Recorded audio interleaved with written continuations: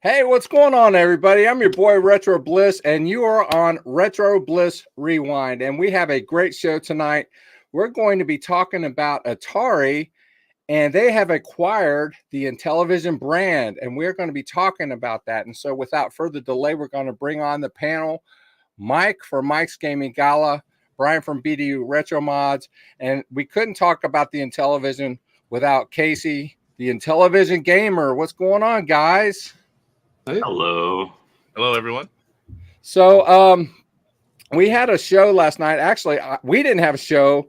Casey had a show, but we were on the show last night with Casey, and we were on a show for a long time talking about this situation.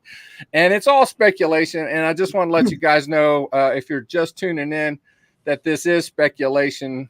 We don't know any more than you do that you might read on the internet. But it's fun to speculate. It is. We do have some. We are a little informed on what's going on. So we're gonna try to do that for you tonight. So I if it's okay, I want to kind of start this off a little bit. Actually, I'm gonna let Mike do it because I think he wanted to start by saying something real quick. Just the opening line and what people are saying about the console wars are now over. Now, don't get me wrong. I'm not one of these people that says, Intellivision isn't Intellivision anymore and Atari isn't Atari anymore. The fact of the matter is companies and brands are commodities like any other, and they're bought and sold. And whoever owns the rights to it, sorry, that's what they are. But that said, the console war, at least this generation of the console wars, ended in the 80s and nobody won. ColecoVision, Vectrex, Intellivision ceased to exist for all intents and purposes. Atari was so wounded, it was then destroyed by the next generation of consoles. So this stuff about the console wars, it's kind of BS. Just wanted to say that. Yeah. I hadn't planned on doing this, but I'm going to bring up a screen on my computer right now. There is an article on the Atari website and it's just basically an article where it talks about how they've acquired the Intellivision brand. And I'm not going to read this verbatim. You guys can go either to Mike's YouTube page or to Casey's YouTube page, or you can check out one of my videos, and it basically talks about this situation, and it's short and to the point. But basically, they've acquired the Intellivision brand and up to 200 of the Intellivision game library. Now, this includes some games that will probably never see the light of day as far as ever being re-released, I believe. I don't think they ever will. I don't know, but we'll talk about that also. Now, the people that are Intellivision crazy, Casey. I'm gonna kind of give my 2 cents here. Okay. We were on an Intellivision show last night. So I had to kind of be a little careful because I felt like I was on foreign soil a little bit. Oh no, most of us love both. There is no one or the other. Behind this wall, there is a huge Atari collection, I can assure you. Yeah, well, you have a huge Intellivision audience. You have there's no denying that.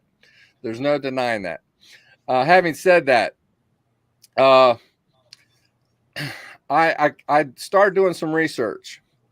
Between 1980 and 1983, Intellivision sold 3.75 million units. Okay. Now, this was over a 3-decade period, but over that that 3-decade period, Atari sold over 300 million Atari 2600 units. Okay. So one of the things we talked about last night was one of the first things people talked about was, all right, there's going to be an Intellivision Plus. We're going to get an Intellivision Plus. Well, I don't know. I'm going to tell you what I think, and you guys kind of chime in. All right. I don't think so. All right. And I'll tell you why I don't think so.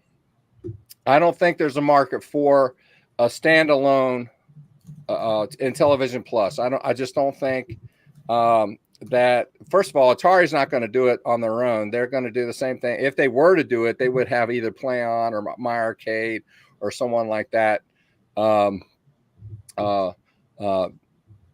contracted out, have them do it for them. But even so, I don't know that they would even want to take that on for the profit margins. So having said that, William, I forgot his last name. That was Bowler? He brought something up, and then I was watching a link that Casey provided today from John Hancock. He says John Hancock said something interesting, but first let me say what William said.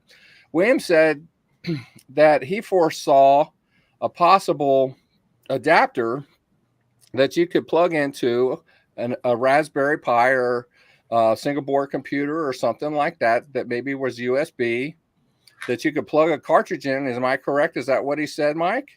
Is that what he said last night? For all intents, like it wasn't very specific, but yes, a Raspberry Pi interface that would read cartridges that could then be played by an emulator. Okay. And not a ROM dumper. Yes, and not a ROM dumper, that something like that could happen to where people could still play their Intellivision games, and that maybe Atari would license something like that out. But John Hancock said something that I thought was very interesting that I didn't hear anyone talk about on the show on Casey's show last night. What if, now this is what the part I want you to let me finish, Mike. Now, it would definitely take a firmware update, and it would also take whether or not the Atari 2600 Plus the hardware would be capable. But what if you had an adapter that would fit in the 2600 cartridge slot, plug that in there, and then put the cartridge in there? John Hancock brought it up. I'm just saying. And again, I'm not going to say I'm the full technical expert here, but a couple things to your point. One, in the chat saw it too. It wasn't 300 million. It was 30 million. 30 million. I'm just saying. I saw it on the internet. So there's a big difference for sure. Yeah, but there's no comparing the success and even the community of Intellivision versus Atari. Yeah, it is bigger. But on that same note though, because again, there's no question, 30 million to 3 million. Yes, there's no doubt there. But the thing to keep in mind though is we've seen 30. Yeah. Yeah, we've seen many consoles of other obscure things that have come out. You know what I mean? I don't think it's out of the realm of possibility for some form of an Intellivision unit. Have it be a quote unquote Intellivision Plus, or have it be something along the lines of like the 400 Mini or the Amiga 500 Mini. Those type of plug and play consoles. I think those are definitely within the realm of possibility still. But now, in the sense of an adapter, there's no way you can pull off an adapter on an Atari like that. A USB one would be though. Then it could be universal too. It could work on a Raspberry Pi. It could work on a PC or a Mac. But to have a cartridge and the two more Intellivision experts can chime in too. It's just the pins you're not going to be able to get an adapter that's going to mimic the pin layout. There are simply less pins in a 2600 cartridge than there are on an Intellivision cartridge. Yeah, that it just makes it harder to, and I would almost say impossible to just have an adapter. I mean, that's kind of why you had like the add-ons at that time. You know, when you think about the Coleco and you think about the Intellivision, when they made their 2600 add-ons, they didn't just plug into the cartridge. I mean, they were literally expansion modules they had to use. So, well, I still don't see that it's going to be a viable as a hardware standalone. thing. I agree with you. I don't think a standalone Intellivision cart system, even like the Plus, is really viable unless it's pushed to be some kind of multi-system. I think that would be the best option. That is a very distinct possibility. That there is a very distinct possibility right there. Now that's something we can talk about. Yeah. So the way I see it, there's three different angles and three different groups that are really affected by this. Obviously, the Atari group, obviously the OG Intellivision people that are just about, you know, classic Intellivision, and that would include homebrew people, and then the Amico guys, all 10 of them. They're the third group in this, and what happens with that. So it's interesting. I've seen lots of talk that now that the Intellivision brand has gone from Amico, there are a lot of people like, okay, why do I care about this now? What's the point in a wood grain edition? What's the point in any of it if it's not Intellivision? That's a fair point as well. That brand was kind of used to sell Amico and to give it legitimacy, and now they don't have that. So it'll be interesting to see what happens with them. And I think the more interesting thing for most retro gamers, definitely myself, is what is Atari going to do with this new property. I could either take or leave the Amico. That's not really my thing, but I think the most interesting thing is what happens with the brand. It was actually on Casey's show yesterday. I think, what was it? Retro Rich brought it up, and one of his guys had sent it to him that VCS, they've already put up a notice. They're working on an emulator. It'll take some time, but Intellivision games are coming to the VCS. So if you're a VCS fan, you'll have some Intellivision. It'd be really nice if they also came out with a Intellivision controller that could work. That's a big one. On the VCS. Yeah. Yeah, but I think and again, this is all speculation, but I feel like when you go buy something like this, and again, it's not been disclosed what the dollar amount is, but and as we know, the previous owners of Intellivision were pretty much at rock bottom at this point. And so, I mean, obviously, when you're selling off what you pretty much have left, other than the Amico console itself, which who knows, it's probably never going to see the light of day, but I know they still say they're going to try to bring it out. But it was so, but I would still say it cost a decent amount to get it. I don't feel like they just gave it away. You know what I mean? I've heard estimates as low as 250,000 and as high as about 3 million. And it's probably somewhere in between there. Yeah, I have right. no idea I would say it probably is somewhere in between there. I mean, when you think about how much they paid for some of their other acquisitions, but I think it's just when you look at the track record of what Atari has done so far. I mean, you're already seeing apparel. They wasted no time putting out Intellivision. Get your Intellivision t-shirt, because they knew Casey was going to buy a week's worth right off the bat. So, but I mean, they immediately did apparel. And again, you think about what they did with the XP line. They started to release cartridges that may not have been in, that were, prototypes that never got finished or whatever, or never been commercially released. I think we'll see that. And the thing is like, if they're going to get invested into the physical cart market, that's when I think you are going to see something for an Intellivision Plus. If you don't see them getting into the cartridge market with this acquisition, like if you do not see them start releasing Intellivision carts, I I think then it would go to either be a plug and play that they license to, play on, or My Arcade or whatever. But I think that's going to be the key piece to look at is how soon they start giving us the possibility of a physical card.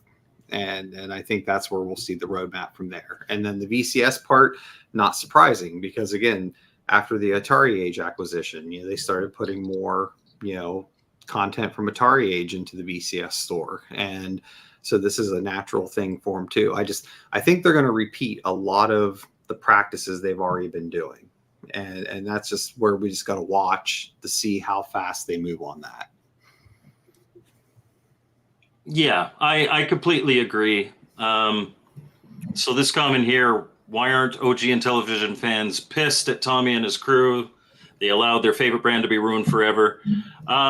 There is a segment of the OG Intellivision group that is very upset, and there are others that don't think that that it was done. But I mean, I can't speak for everybody, but I know several people that were very upset, and this is very relieving news for them. So,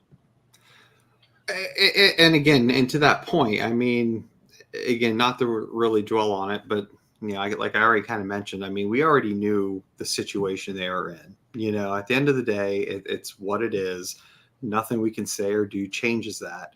But at least instead of the brand just dying or getting carved out into hundreds of different sales to little, groups, you at least have a company who, though they're not perfect, they've at least, which we're going to talk about next week. We're going to be talking about Atari next week. That they at least have a track record of getting stuff done, where we didn't have that, where if this didn't occur, I think the Intellivision brand in itself would be in a much darker place. So that's just my take. I think at the end of the day, this was a smart move on Atari's part, and I think it's a good move in general because of the dire situation the brand was in at this point in time. Yeah, I don't disagree. Like I said yesterday, I'm excited again for things that Atari can do with the Intellivision brand and name. It was pretty much going nowhere, and I think it was going to stay that way. And now we have a lot of possibilities to think about. Every time something comes up, it's going to give us something to talk glimpses of it. And I'm, for one, I'm excited to see what they do. Well, there are a lot of the games. We don't. First of all, the official list of the 200 games that were released were not released. We don't know which games they got and which ones they didn't. Yeah, there's a lot of fluff in there. Yeah, we know for a fact that Atari does not own Astro Smash and Shark Shark. That's still owned by BBG, right. And their license agreement apparently is still completely valid. But then, the original Intellivision library, about 60 of those games approximately were owned by Intellivision. So I'd love to see a list. There's lots of speculation what's included in the list, including all the Aquarius, all the ports for other systems. Unreleased games. Unreleased games. So there's definitely a lot of filler in there. My guess is the valuable nugget there is that original 60 or so games. So we'll see what comes out of them. One interesting point to mention that was again mentioned last night is that I believe it was Digital Eclipse that was working on Cloudy Mountain and Night Stalker, and Atari owns Digital Eclipse and now owns those IPs. So we could potentially see those as joining the Recharge series, which would be fantastic. And I don't think that's something that would take a long time to happen. It depends on how far they were in development, but I would also really like to see something like Bomb Squad, B-17 Bomber. I think are two really good opportunities as well. I need to stop right now because I need to make it perfectly clear, especially for a few that are in the chat. When Atari bought out Intellivision and the Intellivision brand, they did not buy Amico. They didn't buy that. So the comment here is specifically saying that now that Amico doesn't have Intellivision, all those pre-orders were sold on the idea that it was the Intellivision Amico. I agree those should be refunded if people still have them, or at least asked, do you want to keep your pre-order? Yeah. But that's not going to happen. No, that's not going to happen. Yeah, that's not going to happen. Long gone. So, but anyway, I meant to bring that up at the very beginning because there was some confusion even on my part when I first read the press release, because I misread it at the beginning. I was under the impression that they did acquire the Amico fiasco as well, but they did not. They if you read it right, they made it perfectly clear that they did not. So yeah. So Atari's not touching that with a 10-foot pole. No. But but it was also said that in that agreement that they have, Amico LLC or whatever they're going to rename themselves as, retain the option to license those Intellivision properties to make, I guess, Amico home versions of them if they have the budget and the desire to do so. Yeah, Now, they left themselves open for the capability to have them on whatever they do. Yeah. So there was speculation on which games might be in the collection today. In some of the videos, especially John Hancock, he was doing a lot of speculation in some of the videos that he had. And I won't go into the list of games that he thought should be, but he thought that some of the games that might be in that list, Atari should make recharged versions of, like they did of some of the Atari games. And I don't disagree. Just as long as it's not what like Berserk Recharge came out. No. Oh, you know what? Just based on how it looks, I won't even buy it. I won't even buy that. I actually liked a lot of the recharged games and own a lot of the recharged games, but based on what I've seen of the Berserk Recharged, I won't even buy that. Yeah, no, that one just felt so rushed, and that's the key. And again, that's in next week's discussion. But but again, I buy think all those recharged games. Oh, I have them all too, and I think I have them multiple times, on different things. Yeah. But it's just, I mean, I do enjoy a number of them, but like the Berserk one, I was just so excited for, and it was just like, what is this? Yeah, And I'd say my favorite is the Asteroids one. It's just the absolute. Like, I love that. I remember Asteroids as that vector arcade, and it's got that exact feel with added elements. And really, that's all I'm looking for in any recharge game. Whereas the Berserk one kind of took a different route, and I wasn't a big fan of that. Yeah, the one I think I liked the most out of the recharge was Yars. I like that. Yars was good. Really, really good on that one. So another thing that was brought up too is something that I would like to see, but I don't think you could do it without actually having a physical, because of the limitations of an Xbox controller. Is you'd have to have a number pad. Yeah, a number pad. Like a 50th anniversary or 40th anniversary collection of games. And with, if it came packed with a controller, so like there's a controller for the Switch, there's a controller for the Xbox, PS4, that'd be really cool. I don't know how well it would sell. I don't know if it'd be worth it, but that would be really cool to have. This. Oh, those are amazing. This is probably the best compilation of games that I think I've ever seen. And not just because it's Atari, but because of the history that's packed in here. Yeah. I mean, it's just very well done. And I think if they did this with Intellivision, a lot of people that really don't know about Intellivision, if they were exposed to this, they'd go, wow. I don't see games for sure. Yeah, and again, I don't think it's an if, because I mean, when you had Digital Eclipse in the press release even talking, I mean, I think that was already in the pipeline prior There's to already that. wheels turning. Yeah, I think the wheels were already turning there prior to this acquisition because I mean, And they would have 4 or 5 years to work on it. right. They could do, and they're the vast majority of games for the Intellivision. If you need to use a number pad, you don't need to use it a lot. You could map buttons to this layout.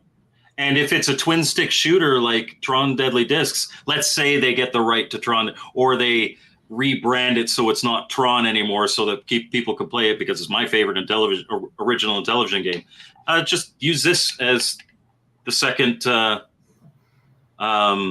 number pad, because all it is use a that as a number pad. Up and diagonal left be 1, middle up 2, and push it for 6 or 5. You can do it. It's not as ideal, but there are ways you can do it. Yeah, but for something like Tron Deadly Discs, it's really kind of like Robotron, where whatever direction you press, that's where it shoots. So you just use this. Yep. Works. Yeah. So the one question that Phil popped through: are we getting an Intellivision VCS? No, we're not. I mean, they've already made it very clear. If you have, that was tried. It failed. Yeah, I'm right. I mean, yeah, we know what that was called, but yeah. So yeah, they're not. I mean, they've already made it very clear. If you do use a VCS, there's as soon as you turn it on, there's an announcement saying that Intellivision emulator is being worked on for it, and they're going to start releasing Intellivision games on the VCS. So I mean, they have zero reason to make an Intellivision branded one. They could make an Intellivision controller for the VCS. Yes. Yeah. I would love to see that. And again, is it a definite? I don't know. We don't know if any of this stuff is definite. No, nothing's worth speculating. But I mean, but in the scheme of it, if they're really looking at what the community's been wanting, I mean, time and time again, it's been, we need a new Intellivision controller, because again, there's multiple folks, that make, Intellivision controllers right now. And the reality is none of them are perfect. There's issues with every single one of them. I mean, even the one that I make, it's not perfect. And I say that all the time, but it gets the job done on many games, but it's not perfect. Yeah. And, and that's what the community's wanted forever, is because again, Intellivision controllers, if you've ever opened one up, they're not the best made stuff inside, especially an Intellivision 2 controller. But, but I mean, the community would eat it up if they would, just like they did with the 2600 Plus when they re-released the CX40 and now the CX78, doing upgraded versions of those. I think the community would love to have that. And is it a possibility? I mean, given the connections that Atari has, I think it could be. I think it could be a possibility, but it also just depends on what their roadmap is to actually, sell the Intellivision brand, to start, making revenue from it. Like, because again, if they're going to make a controller like that, I think they're going to make it a focus either to work on the VCS or, again, if they're making, for lack of a better term, an Intellivision Plus, that's when I think you'll see the controllers. But I just, that's my take. I think that the move for Atari right now is to test the waters. You test the waters with the emulator. You test the waters with like a 50th anniversary compilation, which they're going to do anyway. But as for whether or not you get physical controllers, physical anything, I think the most likely avenue to that is a third party that has interest in it, because it would be a smaller run thing compared to like an Intellivision plug and play versus an Atari plug and play. Atari plug and plays fly off the shelves because everybody's nostalgic for an Atari. I think it's a little bigger than some people think.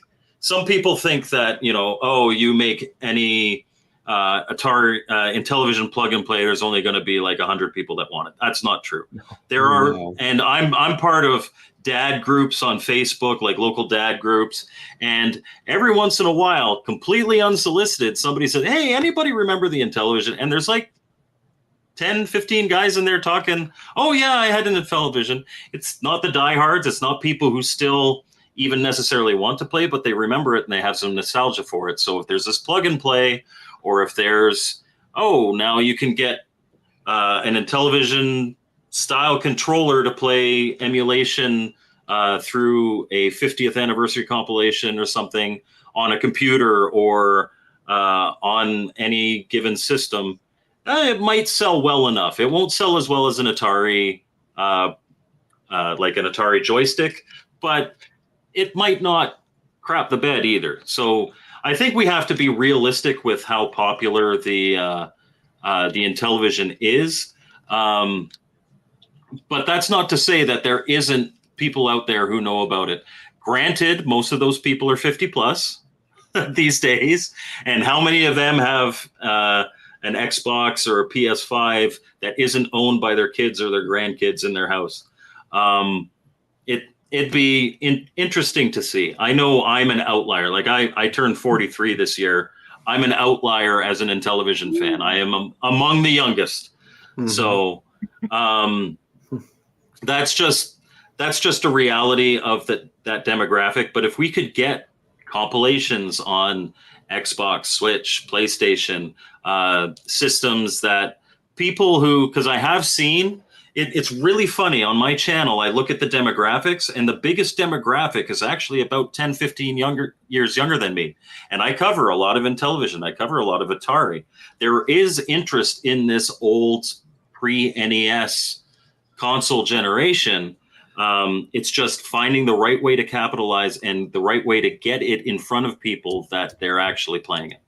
And I was gonna say that because I mean we saw that with the 2600 plus, which granted 2600 plus had or 2600 had a bigger install base, but a lot of people that are starting to look at a 2600 plus were people who never ever had a 2600, and that's partly why it got appeal. And like you're seeing people, like, not saying that 2600 cartridges are expensive because they're not, but they have gone up from what they used to be, where now, and it's partly because of things like the 2600 plus. Now people are wanting to go experience that. And it is younger generations that are wanting to see what that's all about. And there's a fair point. I see a comment on the chat from Obsidian Contraption. Not everybody wants to sit down and play a game for 40 hours. Exactly. Sometimes you want to sit down and play for 20 minutes. And these style of retro games, shooters, quick platformers, maze games like Pac-Man or Burger Time, they're perfect for that kind of thing. Right. And again, and this is not perfect for me. I mean, it's not a dig on modern gaming because there's nothing wrong with it. I love modern gaming, but to your point, I mean, like the one podcast I did, that question was kind of asked, what do you do? What game do you like to play to unwind? At the end of the day, I like Donut Dodo. It's I love that game. I mean, it's a fun, it's a modern game in a retro style using those core retro mechanics that made all those games so much fun back then. And it's something you can sit down and play for 20 minutes, 30 minutes and not have to think about it again. It's just, try to get a high score. That's like your only goal. What's your highest score? What levels you can get to. Yep. But, on that Donut Dodo one, passing it on hard is not easy. It took a while. It's not. And I really want to play their new one. It's what is it? Cash Cow? I think it's the new one. The comment that you just brought up from Dr. Volk, he didn't even know Intellivision was still around. You are so lucky. You are so lucky. It's been a rough 6 or so years for Intellivision. But now you can get into it. Sorry. I just thought that was funny. I would like to see some kind of, at games type console where they have the controllers, but then you can take the controllers Flashback. USB into that console and use them on your VCS, or make the controller once and have it work. I mean, I don't know how possible it is to have them work everywhere. Universal USB controller in the TV type game, people can buy just the controllers. You can play them on your VCS or any other console that lets you, have USB controllers, and it's kind of like a one stop shop for the controller issue. Yeah. Yeah, that would be great. And then if you had a USB to DB9 adapter and were able to use them on your actual Intellivision. That was the other side, yeah. Yeah, that'd be awesome. Or even vice versa. Just make, as long as this time they wire them correctly, make them so you can plug them in your original Intellivision and then have a DB9 to USB connector. I mean, we have adapters, but it's annoying. I don't know how they got the wiring wrong, but I think it was already too far along, and they just said, well, we'll just live with it. Yeah. But I think, and I agree, I think that's how you get something like this. I think there will be some sort of flashback console, or maybe something like, the Game Station Pro, or something like the Game Station Pro now comes with, one crappy joystick and one crappy joystick with a number pad on it, and it's got Intellivision games built in. Now it's $250 with a micro USB slot. Micro SD slot card slot. I'm sorry. Yeah. At Dr. Volk, at Games definitely needs to fix their sound chip before they make another console. They are brutal with Sega audio emulation. I don't know why. Their other stuff is pretty decent, but their Sega stuff is garbage. Well, I think that's why they've lost pretty much all their licenses at this point. Yeah. I don't because they don't have the Sega anymore, and they haven't had the Intellivision nor Coleco, hence why they haven't re-released those 20 times over. Yeah, I don't think they even have any of the core licenses anymore that they used to. Yep.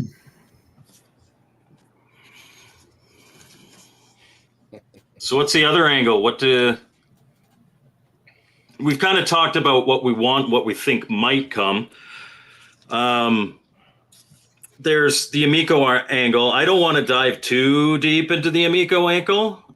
I think honestly, giving it too much attention is, Amico's kind of out of my system. I know there's definitely some people in the chat that probably would want this to be all Amico. I don't know what they do with whatever they made from this deal. Probably pay off some debts so that they don't get sued. I don't know if we continue to see that progress and you get more stuff. Yes. It's decades old. It was someone photoshopped it, but that'd be a great idea. You got your 3 buttons and everything. So someone brought up Cloudy Mountain. I don't mean to interrupt you. I'm sorry. Go ahead. Someone brought up Cloudy Mountain. I don't know if you guys know anything about Cloudy Mountain. Cloudy Mountain was a name. It was actually a rename of Advanced Dungeons and Dragons, wasn't it? Yeah, they took the licensing out of it so they could put the game out. Right. Yeah. So there's nothing preventing Atari from doing the same thing because with one of the games, right? And Cloudy Mountain, and you're talking about other games, like Tron Deadly Disc kind of thing. Yeah, you could absolutely strip out the Tron from Tron Deadly Discs and release a disc shooter game. You probably change the sprite of that. I forget what they're called, the little tank thing that comes in between stages. The recognizer. Yeah, the recognizer. You probably change the look of that, but you don't have to change much in that game, and it'll be identical. The Running Man isn't a Tron thing. The Running Man is an Intellivision thing. You get to keep that. That's it's honestly one of my favorite games. I mean, just reverse the name of it. Instead of Tron Deadly Discs, it's the Nort Deadly Discs. Yeah, there you go. No one would know the difference, right? It's the game and the gameplay. I mean, I don't really care what it's called. Yeah. Right. So someone asked a question. What William Moeller was actually on on Casey's show last night. Why don't you guys talk about what William talked about last night?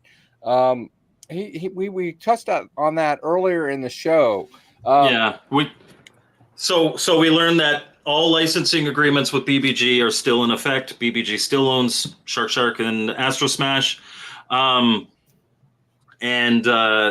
So they still could potentially be making versions of those other Intellivision IPs. That is still in place. As for potential Intellivision console, we talked about that earlier, which was there is a solution that would get around after the would get around the ROM dumper problem that most people were talking about, of some kind of emulation console. So an FPGA isn't required anymore to actually do Intellivision stuff. But the flip side to that is, okay, is a standalone Intellivision product viable? And that is definitely debatable. I think the best way it succeeds is as a triple. I don't know if a software emulation system works as a triple, but it would be interesting to see. I don't know why it couldn't. I mean, I think it can be done. Yeah, quite it would have to. You'd have to have the different emulators on there. But I think if you had a ColecoVision slot, a Intellivision slot, and a 7800 slot, that would always also be backwards compatible with 2600.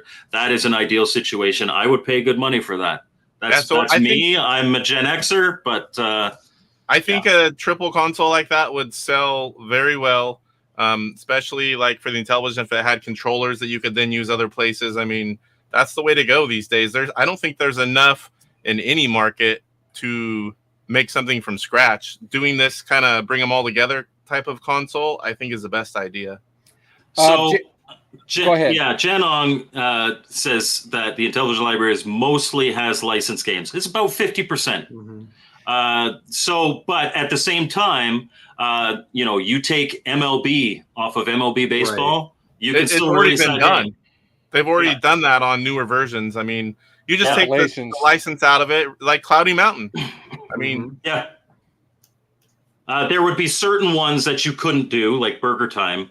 You can't just reskin Burger Time and release that because it's a port of an actual arcade game. But IPs like Disney, like the Tron games, or the MLB or NHL, or even like the Chess and Checkers had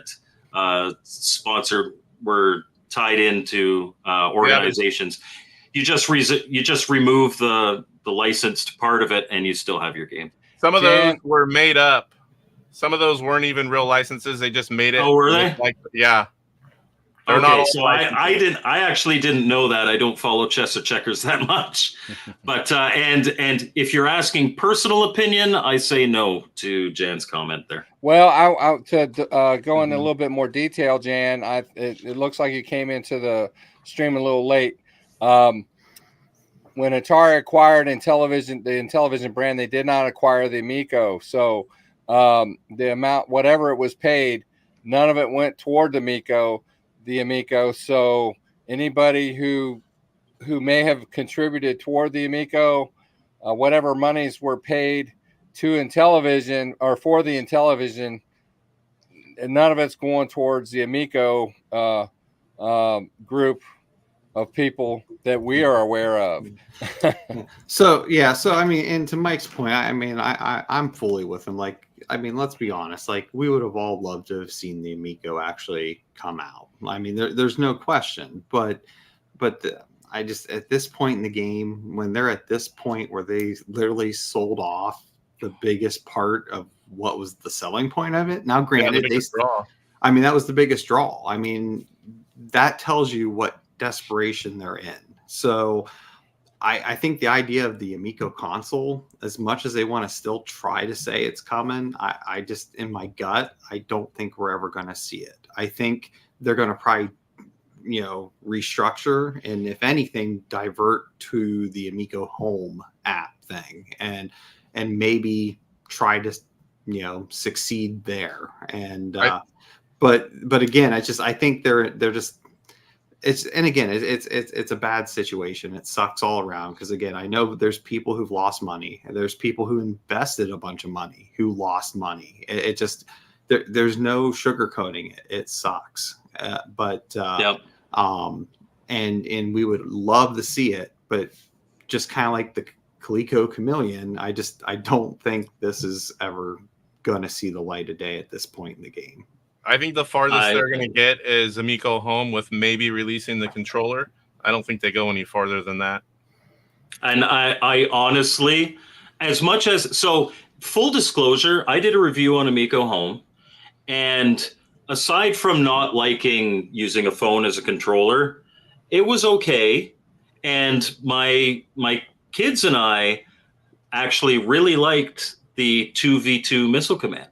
So there is fun to be had there, that said. And so I would love to use an actual Amico controller and see how that would be.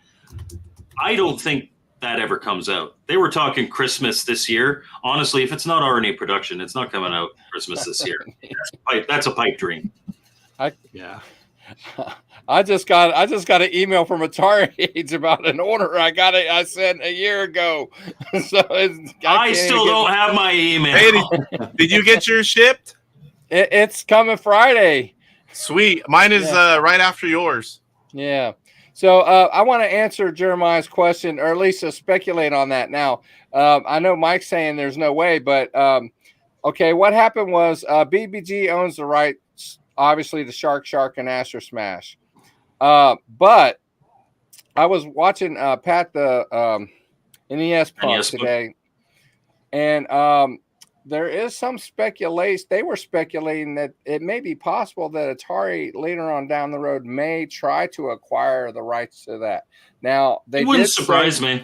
They did say that BBG actually bought Shark and Astro Smash the rights. They've spent like a couple $100,000 for just the rights to those two games. So I don't think that BBG is going to let them go for nothing.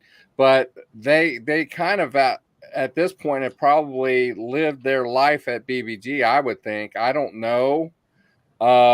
They've already been redone, and released on Steam in a couple of formats, I believe already. I actually own both on Steam. And they haven't sold very well. And 200, I think they've been downloaded a few hundred times each. Not very many. Yeah. And the other piece of that is, at least for the Astro Smash, I mean, because again, Atari has the M network. So there's, again, I don't know why I can never remember the name of it, but whatever Astro Smash was called. Astro Blast. Yeah, that's it. Yeah. So, I mean, at the end of the day, if they wanted to, they could just call it Astro Blast. And here you go. Well, they already have the 2600 version of that already. They got that. The 2600, the rename of that when they acquired the right, but if you're talking about making a new game, reimagined version of Astro Smash, if they want to do a reimagining, obviously they can't use the name. Call it Astro Blast. Just reimagine Astro Blast. Yeah, why not? Now Shark again. I think what was said last night, there was never an M network game of that. So I mean, that would be the only game that's not would not be foreseeable from them. Midday Stalker. Nice one, Mr. Baseman. I love it.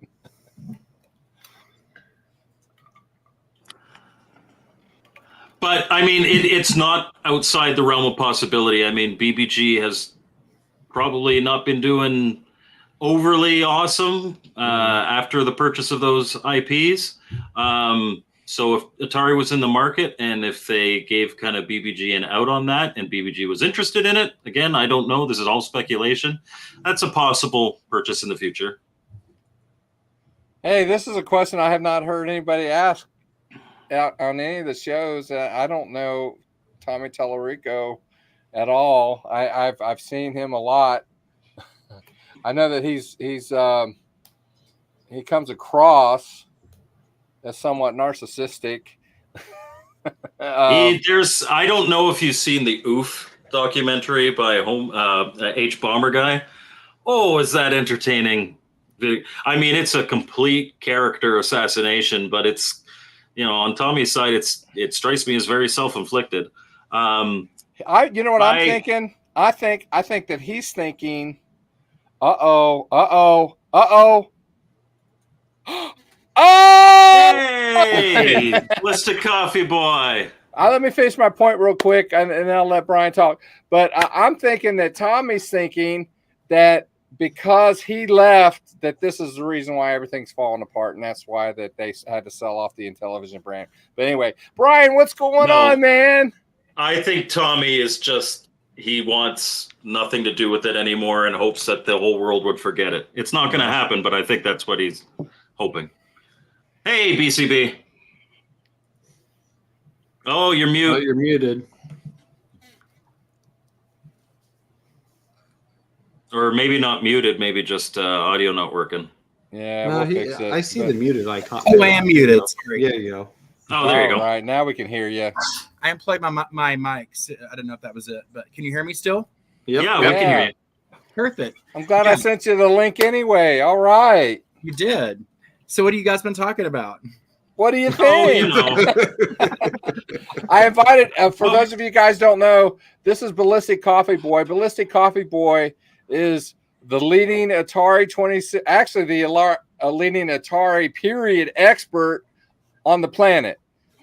Oh, that's sweet of you. Well, I might be exaggerating a little bit, Little but He's our resident expert. he's our resident expert, and we love him. And I wanted him on the show for the whole time, but he was actually on. He was already committed to be on another podcast to talk tonight. But I had sent him the link anyway, and so he was able to pop in, and so he's able to at least be on the tail end of our show. We've been talking about this for a while, so you don't know exactly what we've talked about in this particular conversation. But since we've kind of been around the horn already, what do you think about this whole deal? You know, I did a couple of videos about this on my channel, but I think it's a good deal. I'm glad that Atari did not purchase the Amico hardware. Oh, yeah. That's definite. That's and I hate to say it because it's a real contentious issue. There are lots of fiercely devoted fans, and I appreciate that too. Believe me. I think it's kind of a can of worms that Atari doesn't need right now. Plus, by just purchasing the games and the brand, it also allows them to put their own stamp on the Intellivision brand. So what that means is like Digital Eclipse could have a compilation out, which I'm sure they are, a Goldmaster Intellivision collection like Atari 50. That seems like it would come out to me. And honestly, I think that was already in the works prior to the acquisition, because I remember at one point when Intellivision Entertainment was talking about having to start licensing stuff out, I think they already had that deal with Digital Eclipse, and it just so happened Atari bought them when that was already in the works, and then this just kind of solidified it. I think so too, and that's a good point. I think so too. It also, Atari already has merch up on their website for Intellivision, so that's already been in the works. But no Bluetooth hat. What's up with that? I have that Bluetooth hat. I've got 3 or 4 of them. Of course I would, right? You're the Casey for Atari. There was a period of time when that's all we had from Atari were speaker hats. So go figure, and then I also see them perhaps making some mashed up games. I think it'd be cool if Atari did and this is, I don't know if other people think about this, but I think it'd be kind of cool to see an Asteroids Asterisk smash up or something. Like mixing games together, maybe crossovers. That's a cool idea. But just getting the games out there, because as it is right now, Intellivision really hadn't done a lot with the catalog. So I think with Atari being so involved in putting out products, I think we have a good situation where we'll see some products come out, and maybe games re-released or remastered. Hopefully both. Yeah, so that's kind of what I think about it. I think it's great. Also, Digital Eclipse, is in the business of preserving games, and so is Atari. So that was a good match when they bought Digital Clips.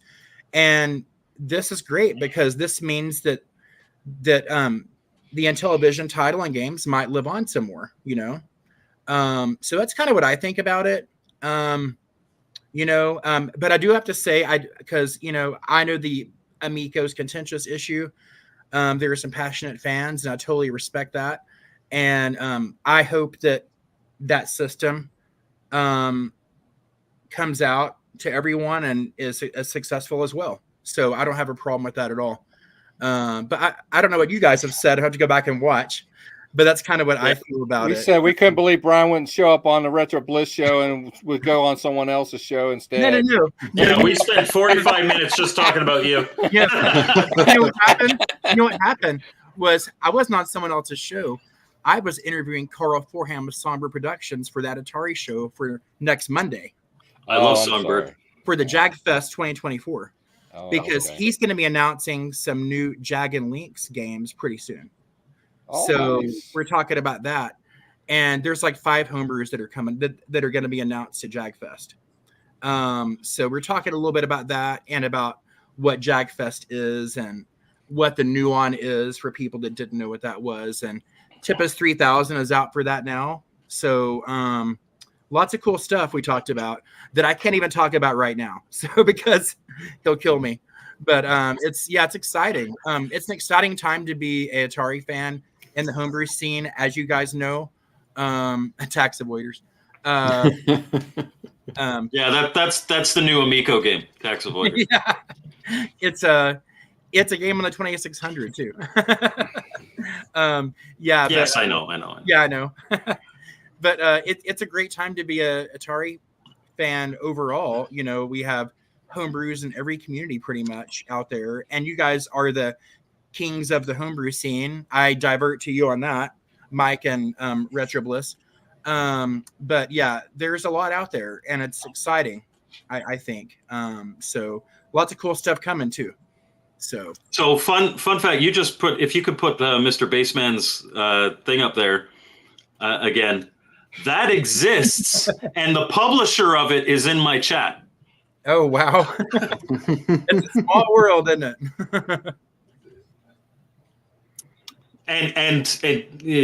No, it's not. I mean, it's a better version. It's graphically superior, but it's still ET. Yes.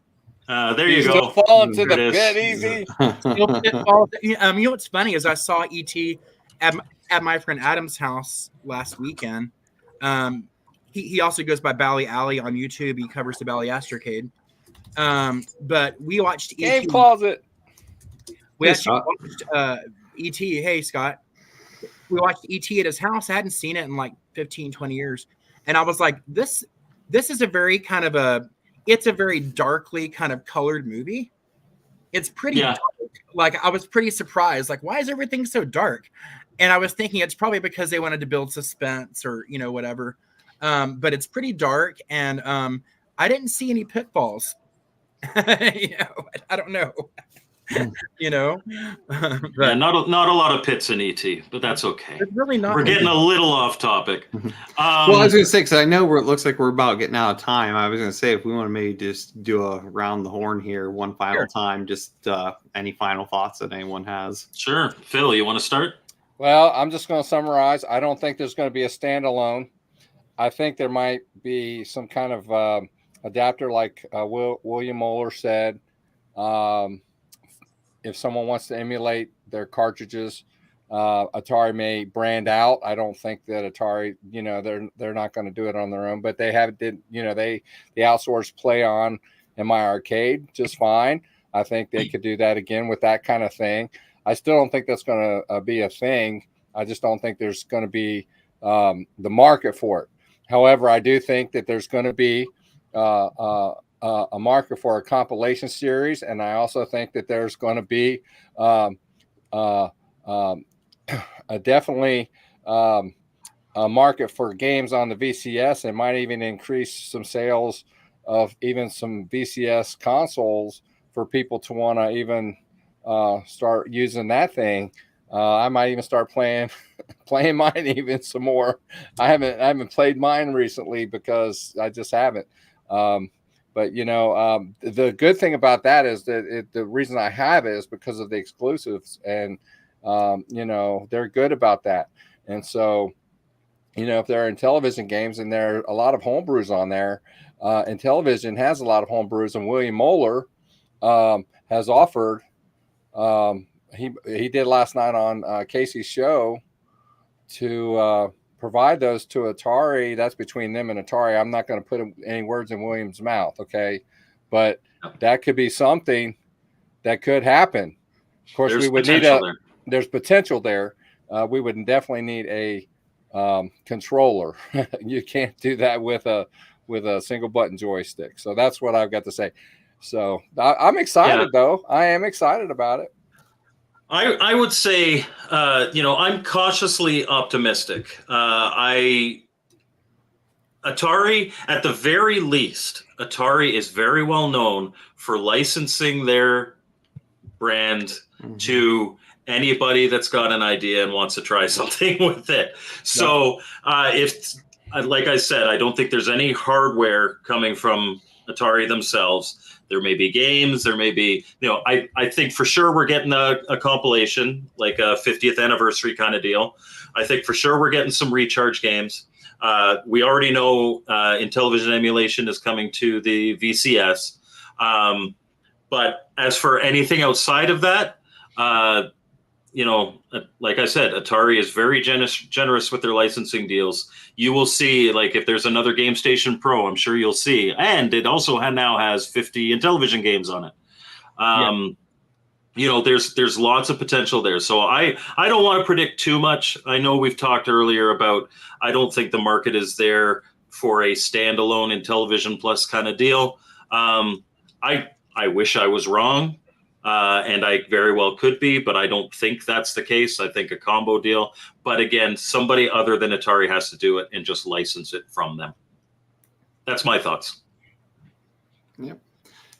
Yeah, I'm really in the same camp there. I mean, at the end of the day, this is a good thing, that this happened because of just where the franchise was at this point in time. I mean, this at least gives it a lifeline to hopefully succeed.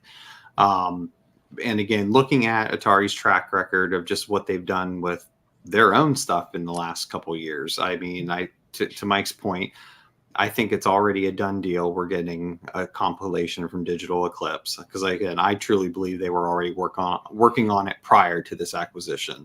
I have no doubt we're going to see some recharge games. And we also know that they are going to bring Intellivision emulator to the VCS, which means you're going to have a number of Intellivision games starting to show up. And I have no doubt you'll also have homebrews show up, because I know there was a question about that. I mean, just because you're seeing that now on the Atari emulation side on the VCS. So I think those things are all guarantees. Again, when it comes to like a console, have it be a plug and play, something that an emulation box that takes cartridges. That one is an iffy. Like I think we're all in agreement. If they can make a multi-console, that's an easy sell. But I think we just got to see what the game plan is. If we start seeing them release Intellivision cartridges, or you start to see Atari Age get more into selling Intellivision cartridges, I think that writing's on the wall that they're going to have a machine that reads cartridges. Way to play them. There's going to be a way to play them. Now, if we don't see that, I think you're going to have something like a plug and play, because again, every console that's come out so far from Atari, the VCS was outsourced too, I believe, but everything's been outsourced by another company to actually produce it, like Mike said. So it's not going to be Atari making whatever is coming out, because they don't have the quote unquote resources to do that. They've taken the path of, we're going to partner with another group like Play On or My Arcade or whoever to bring these products out. And I think that's smart on their part. I mean, but I think there's going to be something. We just don't know what. And I think we're just going to have to wait a few months to see if we start seeing some cartridges start to get released for the Intellivision or not, to see where that's going to go. Yeah. Okay. What do you think, Casey? I think they bought it for a reason. I think they're Mm-hmm. gonna want a return on their investment. I think the possibilities, there's a lot of possibilities. I think some of what we are gonna get, it's gonna be the simpler things at first, and I think if they do well, we'll get more. Like some of you guys said, the same things. I really think a multi, console is going to be the best seller for Intellivision. We really need that controller. If the unit had those controllers, or they did a plug and play with USB Intellivision controllers, they could go over and plug into the VCS. Maybe I think stuff like that would be great. I know I'm excited. I think Atari is the best hands for the Intellivision IP to be in. I'm excited again of what can be, and I know we're all going to look forward to talk about and show off every step of the way. And I'm excited again, and it feels good to be excited again because it's been a few years. Yeah. Yeah. What about you, Brian? I mean, you're an Atari guy, but these are Intellivision games. What do you think about this? Well, I'm a big Intellivision fan. I've got I was talking to Mike about this, I think, when he was on my show. But I don't have the whole set like him, but I've got quite a few in the box. And I didn't have it as a kid, but I appreciate it now. It's some awesome games. I kind of agree with all of you. I am also cautiously optimistic like Mike. But I do think they're going to consider a mini of some sort, because A plug and play. Yeah. a plug and play. I already kind of know that they're considering a Jag Mini, from what I've heard. I would like a Jag Mini. Please Because- have an SD card slot. Here, Thank you. here's why I say that, because whenever Digital Eclipse did the Jeff Mentor collection, which I did a whole walkthrough on my channel, my God, it was a lot of fun. But what I found out in that game was a lot of the computer games were ported over from Big P-Moo, the Jaguar emulator, which Digital Eclipse made with Dick Whitehouse, and now Atari owns Digital Eclipse, so it's they own the right to use that as well, and we also know that they made the 2600 plus, they made the 400 Mini with retro games and with Play On, and they've already made 2 systems. So I've heard some rumblings. Also, Atari's been kind of teasing posts on Twitter about this, saying links to Jaguar, and they posted a couple of pictures that led some viewers to or some fans to believe they might be considering it. I think they are. I don't have any concrete thing in front of me, but I've heard a couple of people that work for Atari talk to me about it here and there, saying it's on the table. So we know what's on the table. Give us a cartridge slot in it. That's all I ask. Yeah, right. I mean, you can have some games preloaded, but please, for the love of God, give us a cartridge slot. Love of God.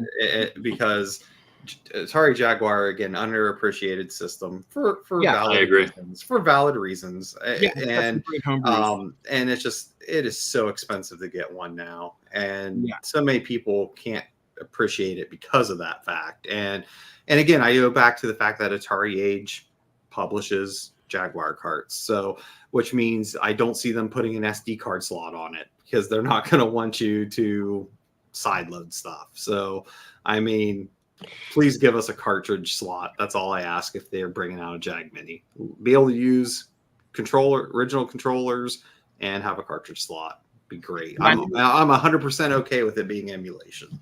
Yeah, I was kind of saying that, if that's on the table, I would figure in a Intellivision Mini would be too, just because of this purchase. Yeah, and it would make sense. They want to make their money back, and they want to make money from this. So I think that would be the way to do it. But that's kind of my own thoughts about it. And yeah, so we're gonna see all this stuff, merchandise already, games on the VCS. We'll see a Gold Master compilation through Digital Eclipse probably. And I mean, really, the sky's the limit. They can do whatever they want. And but they also have to consider what's going to sell and to who's going to buy it. So it needs to appeal to every kind of gamer, I think. So it would almost need to be a plug and play system for that to be on a certain price point. But that's kind of what I think about it. Wow. And I said at the top of the show that all of this is speculation. We don't know anything. We don't know any more than most of the people that tuned in. all of you guys can get on the internet and read for yourselves pretty much most of what we know. Now, I will tell you that in the link of the description, there's a link to Brian and Casey's channel. But now that I know Ballistic's here, by the end of the show, there'll be a link to his channel as well. And also, if you go to Casey's channel, I believe he might have a link to his Facebook page. He's got a link to Mike's, Ballistics, Pat the NES Punks, John Hancock's. He's got everybody's videos. Yeah, he's got a plethora of all information about this topic. You need to check that out because there's so much information and so much to absorb, and there are conflicting views and opinions on this. So it's all speculative, and so we don't know. But interesting times ahead indeed. And yes, and I remember when they were talking about having a unit that would play Atari 2600 cartridges. This was after the Retron 77, but it was going to be sanctioned by Atari. How excited everybody got.